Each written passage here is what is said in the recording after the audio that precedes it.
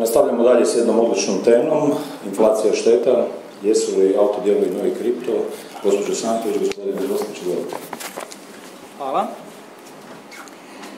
Evo, dobro jutro svima. Danas ću vam kolega Ostojić i ja zapravo pričati malo o jednoj novoj kriptovaluti.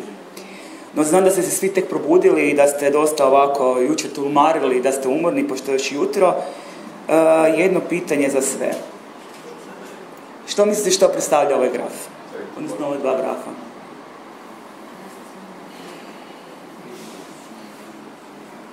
Nemate ideje? Lako rast cijena dijelova, ali premalo. Nafta na svjetskom tržištu. Lako EKG kad probimo zakon za povećanje cijena rada. Znači šta smo usporedili? Opa. Znači ovo gdje vam predstavlja, znači jedno je kretanje Bitcoina, a drugo je kretanje košarice para. Znači ovo je košarica para pojedinog jedne marke vozila, znači nećemo imenovati ovdje marke vozila koje smo uzeli u tu košaricu, ali znači ta marka vozila je od nekakvih malo više 2000 kuna došla do nekakvih 12-13 tisuća kuna u samo 5 godina. Znači, kad zapravo pričamo o inflaciji općenito, svi gledamo inflaciju kao indeks kretanja potrošačkih cijena i zapravo možemo vidjeti svaki dan u novinama, osim samog tog indeksa koje često ovako naši ministri i vlada procjenjuju kako će se kretati, ali možemo vidjeti nekakve natpise u novinama što sve zapravo utječe na taj indeks kretanja potrošačkih cijena i zašto je on u zadnje vrijeme, znači ovo su sve natpisi iz novina, u zadnjih godinu dana zapravo zašto on toliko raste. Neke od ovih natpisa direktno utječu na inflaciju šteta u osiguranju, a neke definitivno indirektno kroz nekakve druge pokazatelje. Znači direktno definitivno Vrhovni sud, to ste jučer slušali, tako da nećemo dulje o tome. No kad gledamo koja je to mjera inflacije u štetama, definitivno je prosječna šteta. Znači prosječna šteta je ona mjera kao što je indeks potrošačkih cijena, općenito mjera inflacije u gospodarstvu, tako je znači u štetama mjera inflacije prosječna šteta. Nju je teško gledati na razini pojedinih vrsta osiguranja, ali imamo jednu dosta homogenu vrstu osiguranja koja naravno osiguravaju se vozila i to je kasko osiguranje. Kad gledamo 0,301 na cijelom tržištu, vidimo da je u posljednjih 5 godina ta prosječna šteta narasla pa skoro i preko znači 40%. Znači u posljednjih 5 godina nama prosječna šteta dosta raste.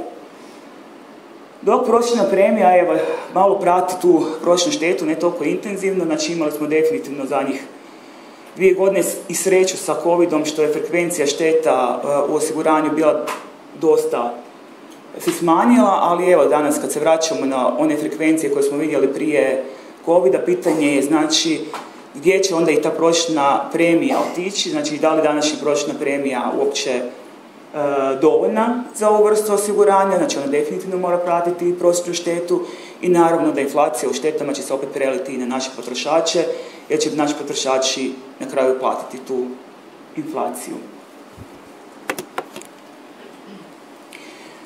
Dakle, motorna vozila, znači najhomogenija vrsta osiguranja, kad gledamo vozilo, najviše ono što utječe upravo na inflaciju šteta u motornim vozilima, svi znamo su zapravo zamjenski dijelovi motornih vozila.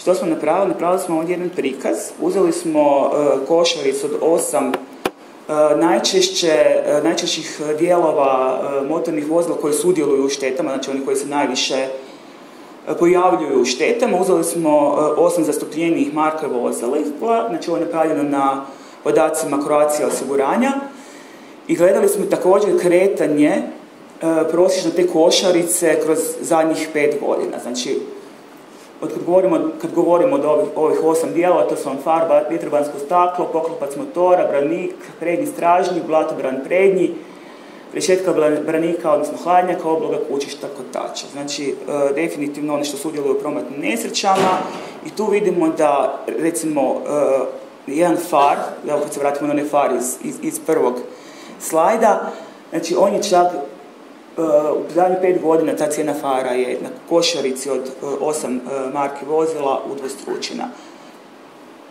Općenito, znači ta košarica je u tih 5 godina narasla preko 50%. Htjeli smo zapravo pogledati onda, ok, to je znači situacija u Hrvatskoj, ali ajmo malo vidjeti kako zapravo stoje cijene dijelova malo šire u okolici, pa smo otišli malo u zemlje koje nas okružuju, otišli smo skroz do Njemačke i napravili smo znači nekakvu usporedbu upravo ovih dijelova koje su, znači, sudjeluju u prometnim nesrećama, koji se mijenjaju, znači koliko to košta u Hrvatskoj, koliko košta u zemljama oko Hrvatske, otišli smo čak malo do Njemačke, malo smo do Bugarske i Makedonije. I što smo zaključili? Znači, uzeli smo 2 vozila.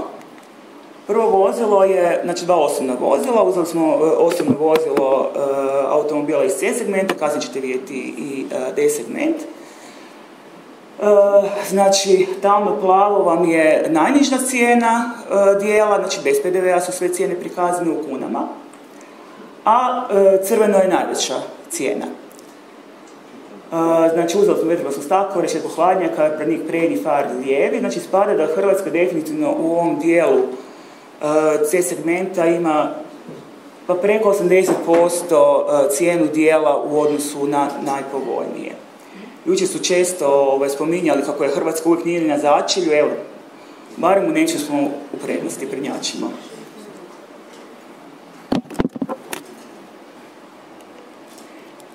Znači, kad imamo automobil D segmenta, znači tu je, evo ga, nismo najgori, znači tu nam je Bugarska zapravo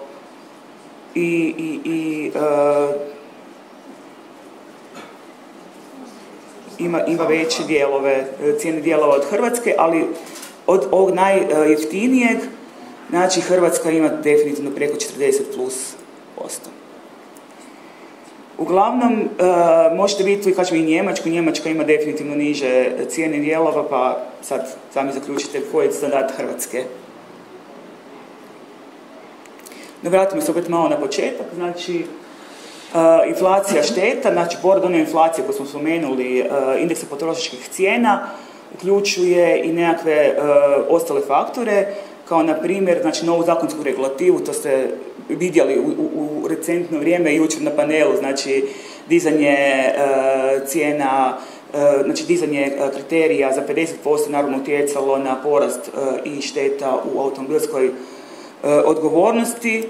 Znači, različite demografske promjene utječu, znači odlazak kvalificirane radne snage u inozemstvu koje nas isto zadesio zadnjih par godina, znači definitivno je utjecalo i na porast onda automatski plaća u autoindustriji i općenito u osiguranju, naravno prosječne plaće. Imali smo pojavu novih bolesti. Šta su pojavu novih bolesti? Nove metode liječenja, osim što je ovaj COVID nam narušio naše dobavne lance. Pojavile su znači nove metode liječenja, poskupljuje samo liječenje, tako da ono utječe i na porast šteta u štetama, neimovinskim štetama. Cijene energenata, to svaki dan možemo vidjeti. Znači, rast cijena energenata poskupljuje opet automatski i proizvodnju samu i same štete. Cijene autodijelova, to smo obrazložili. Političke promjene, znači imamo sad situaciju Ukrajina, Rusija, znači automatski dolazi do povećanja cijene energenata koje se onda preljeva i na prosječnu štetu i same nove tehnologije koje definitivno utječu na porast prosječne štete, odnosno inflacije u štetama, a o novim tehnologijama ćemo više ispričati kolega Ostić. Hvala, Vesna.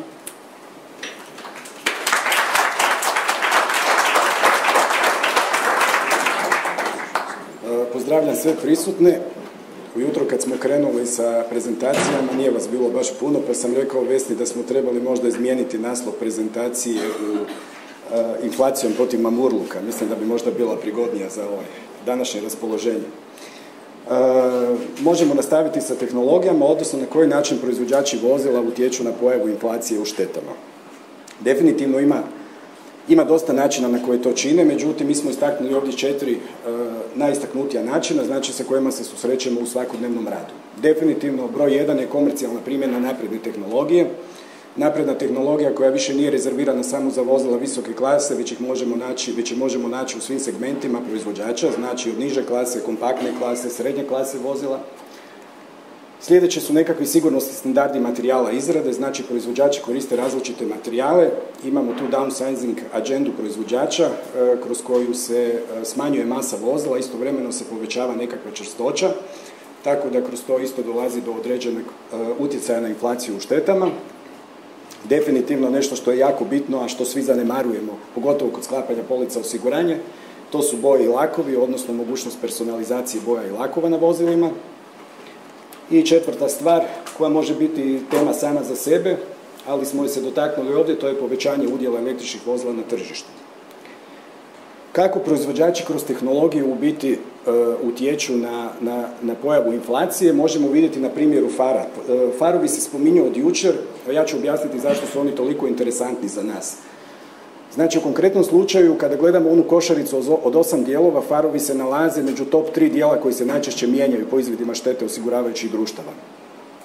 Naravno, to isto znaju i proizvođači, tako da su oni imali, ja bih rekao, ubrzanu konverziju tehnologije u posljednjih 10 godina, tako da smo, na primjeru, evo jednog Audija, da malo izreklamiramo, došli sa halogene tehnologije na LED matrix tehnologiju u zadnjih 10 godina, gdje je cijena dijela porasla od 3.847 kuna do 31.625 kuna sa uključenim PDV-om. Kada bi uzeli važeću cijenu istog halogenog fara 2012. godine, onda bi rast cijene bio i 10 puta veći primjenom nove tehnologije. Farovi su jako specifični zato što smo stvarno u proteklih 10 godina imali najnapredniju konverziju tehnologije, tako da smo imali prijenos tehnologije sa halogene na ksenonsku, pa na biksenonsku, pa smo imali onda varijante statičnih farova, dinamičnih farova, pa smo imali onda LED farove, imali smo LED matrix farove i sada imamo laserske farove na određenim markama vozila. Cijena, kao što vidite, rapidno raste. Ono što je još interesantnije je da putna svjetla sama po sebi spadaju u kategoriju dijelova koji se najčešće reklamiraju od strane stranaka, odnosno najčešće bude opoziv od strane proizvođača. Sad, ako ste te sreće da vam se to desi u nekakvom jasnom roku, pa vam proizvođač zamijeni far, odlično, međutim u svim drugim kombinacijama štetu i ceh plaćaju osiguratelji. Ja ne vjerujem da iko ovdje postoji ko može doći u servis i platiti 60.000 kuna za zamjenu 2 putna svjetla. Tako da je to jedan problem i zato smo baš specifično istaknuli farove kao jedan bitan element kako proizvođači utječu na pojavu inflacije u štetama. Sljedeći primjer se odnosi na Mercedes-Benz S-klase, to je zadnja S-klasa, W223 oznake, gdje je na jedan interesantan način i uz interesantno obrazloženje proizvođač objasnio zašto se obloge branika trebaju mijenjati, a ne smiju se popravljati. Znači, u konkretnom slučaju proizvođač je u konkretan model ugradio 3 koda dodatne opreme. Ako vozilo ima i jedan od ovih kodova opreme, nije dozvoljeno, odnosno ne preporuča se popravak na nošenje punila, na nošenje boje i laka na taj dio, nego proizvođač kaže da se taj dio mora zamijeniti. Zašto se mora zamijeniti?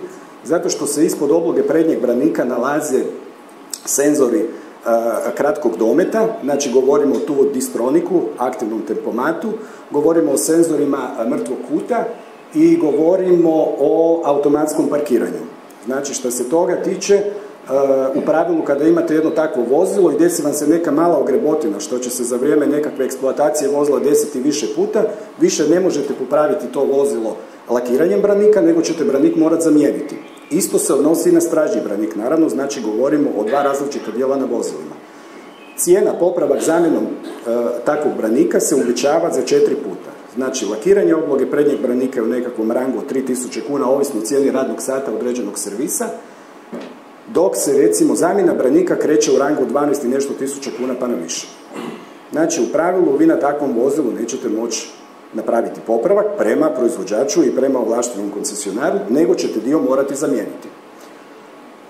Ja vjerujem ovo je samo ulaz na mala vrata, jer uvijek proizvođači sa nekakvom tehnologijom ulaze na mala vrata kroz vozila visoke klase, a to se onda kasnije spušta na vozila niže klase, tako da vjerujem da ćemo u nekom doglednom periodu sigurno imati situaciju da će nam se ovo pojaviti na vozilima E klase, C klase, a možda i niže. Sljedeća bitna stavka su materijali. Znači materijali izrade dijelova. Napomenuo sam na početku tu downsizing agendu proizvođača, gdje svi težimo ka nekakvoj smanjenoj masi, većoj čvrstoći i to pravdamo nekakvim sigurnosnim standardima vozila. Ovdje sam istaknuo ugljična vlakna kao materijal, zato što ugljična vlakna su do prije nekakvih 10-ak godina bila rezervirana isključivo za vozila nekakve sportske klase i ti dijelovi su nam se onako u tragovima pojavljivali na nekakvim sportskim vozilima. Ono čemu smo svjedočili je to da su ti dijelovi bili izuzetno skupi i nije bio moguć popravak. 2012. i 2013. godine BMW 3 je izbacio model gdje je napravljen life modul, oni ga tako zovu, koji je kompletno napravljen od karbona. Zašto je to specifično? Radi se o potpuno električnom vozilu, imamo dosta primjeraka registriranih i na našim cestama, gdje jednostavno proizvođač propisuje na koji se način uopće mogu mijenjati dijelovi, a jako je ograničen broj dijelova koje vi možete zamijeniti.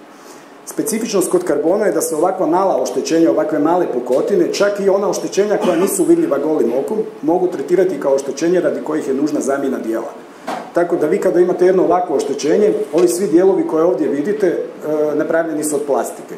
Znači oni u pravilu ne apsorbiraju udarac, udarac se prenosi na life modul i ovdje može doći do oštećenja tog karbonskog sigurnosnog kaveza, radi čega ćete vi isti morati zamijeniti. Ovdje pričamo konkretno o totalnoj šteti na vozilu i takvo vozilo vi možete prodati, deponirati, zbrinuti ili šta već s njime napraviti.